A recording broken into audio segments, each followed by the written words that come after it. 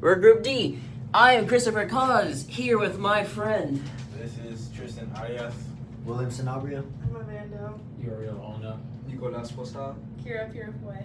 Alright, with introductions out of the way, we are listening to Albiani Gato by Hauser.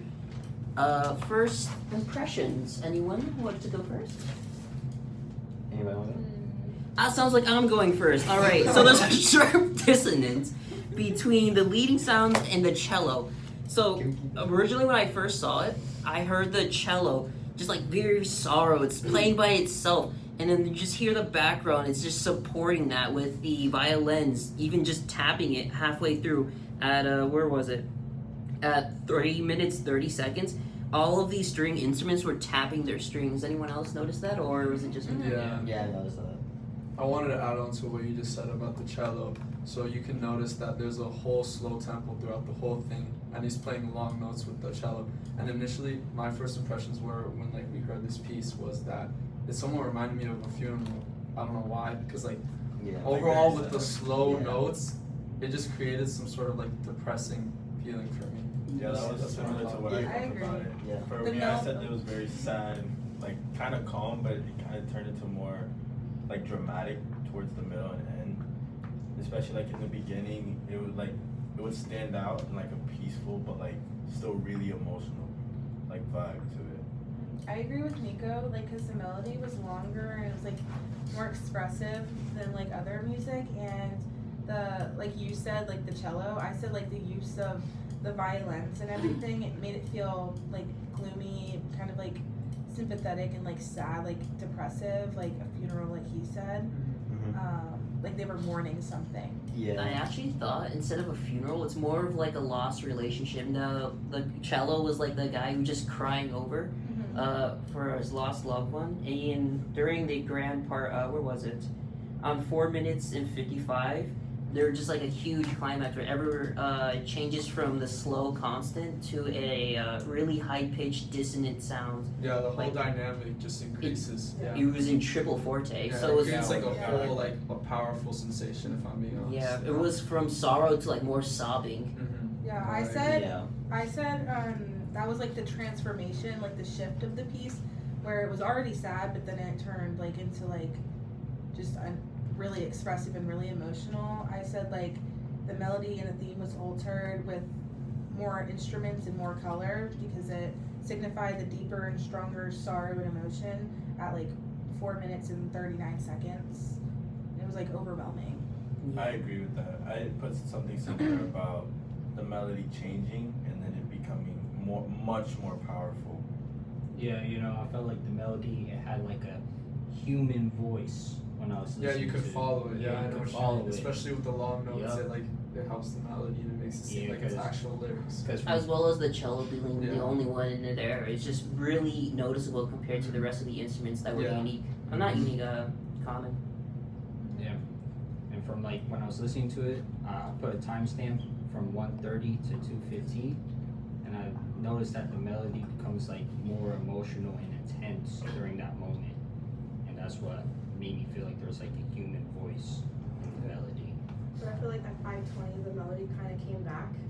I think throughout the song it was very emotional, but I think in the middle it was kind of just, it made you feel something even stronger. I think it was around 4:43 and 5:57, around that. I think that was the biggest moment in the entire song, the entire piece, because the melody increased because it came back to how it was in the beginning, and then in the middle it was just even more. It also didn't feel as repetitive during that area. It was more because the harmony changed a little bit, but it wasn't as I think it felt more emotional there than the other part of the song. Yeah. Yeah, I agree.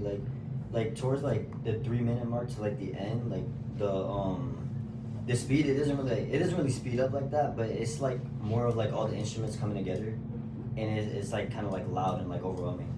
That's yeah. I Were thought, there- Were there any notes about, we'll get back to you, but were there any notes about the artist themselves or the composer? yes, I was gonna say the composer, when we researched, it said the composer feels very central to classical music and his identity with personal emotions with music, and that's why he played it when he wasn't the original artist.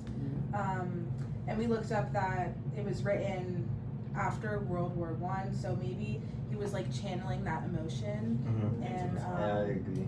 like, yeah, that's why he felt so deep about it. You could see it in the video too. Yeah. And at 5 minutes and 40 seconds, it was almost like he was coming to terms with whatever happened, and he was like calming down more. After but the still, climax, right? Yeah. Yeah. It's kind of like a big wave of like just sadness, just like crashing down to you. Yeah. Like basically, like it gets you like drained and like deep. Like it feels like sadness, like makes you feel like deeply like drained. And I don't know. After that, like you could hear it come back up, and it sounds like normal. It reminded me a lot of the feeling of like burning out. I don't know what's for. Can we fix the frame? Yes. Hold on. Sorry, sir. Sorry, sir. I want to add There you one go. thing real quick. When I was, like you guys said, when I was listening, I felt the dynamics from 3:15 to 4.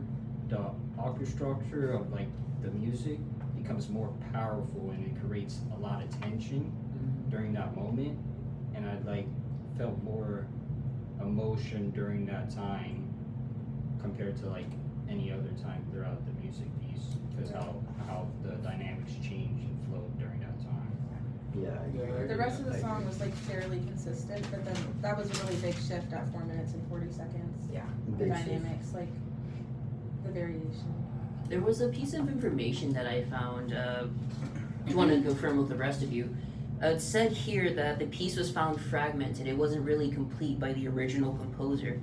Does anyone else find that information, or? Yeah. Yeah. All right. So it wasn't the original composer. He found it and made it more sorrow to captivate the feelings of such sorrow post World War II. Yeah, I'm pretty sure he put in G minor, Yeah, you which also made changed it the more He like changed the. It was G minor. yeah, so when it's he G minor, so made it it made the tempo slower. Sorry, and then to feel the emotions a little more. Yeah. Mhm. All right. Yeah. That seems well done. Any other final notes that we missed?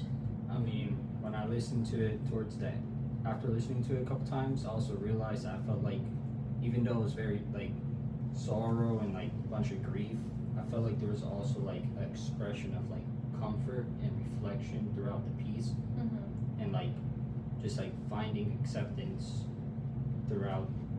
After the climax. Yeah, like Especially Yeah. towards Yeah. the end, Yeah, right? towards Where it the kind of end. became like a. Yeah.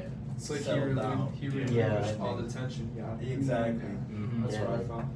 It's more of like an acceptance at the very Yeah. end. yeah. Kind of like he just left you like drained, and that's it. And like it just the final chord Like was just it completely ran out of gone. battery and then Yeah. just fully ended it. Alright. That seems like everyone. As the final turn, Christopher Cause. Tristan Arias. William Sanabria.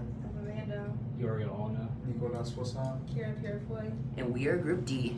Goodbye.